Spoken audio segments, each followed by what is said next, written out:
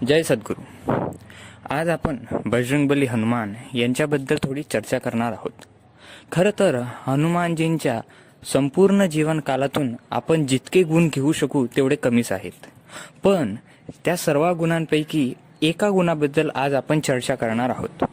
खरं म्हणजे ही गोष्ट आपल्याला त्या काळामध्ये सर्वात जास्त प्रभावित करून जाते ज्या काळामध्ये आपण संकटांशी झुजत असतो, आपण हारलेलो असतो, आणि अशा वेळीच ही एक गुण आपल्याला आपला पुढचा मार्ग दाखवते. तर कोणता गुण आहे हा? तर याची सुरुवात आपण एका कथेतून करूयात. तुम्हाला हे तर माहीतच असेल की महाभारताच्या वेळी जेव्हा भीम हे पूजेसाठी गेलेले होते आणि स्वयं हनुमानांनाच ते प्रसन्न करण्याचा प्रयत्न करत होते व त्याच्यातून ते पूजाही करण्यासाठी पुढे जात होते. त्याच्या वेळेस असं सांगण्यात येतं की हनुमान आणि भीम यांची जेव्हा एका ठिकाणी भेट झाली त्यावेळेस भीमाने हनुमानांना विचारलं की तुमच्या इतकं ताकदवर असल्याचं खरं केंद्र किंवा बिंदू किंवा खरा राज काय आहे?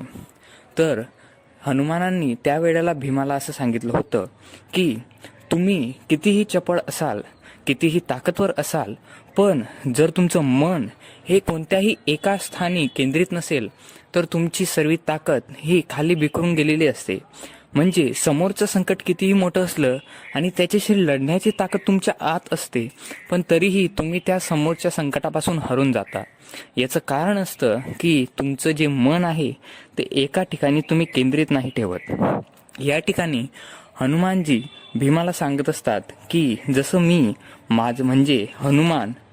हनुमान भीमाला सांगतात की जसं मी माझं मन हे प्रभू श्रीरामांच्या चरणी केंद्रस्थानी मी एकत्रित केलेलं आहे, म्हणजे त्यांच्या चरणी मी माझं मन अर्पित केलेलं आहे, म्हणूनच का होईना त्यांची ताकद त्यांच्याजवळ एकजुटलेली असते. तसंच सर्वांनी करावं.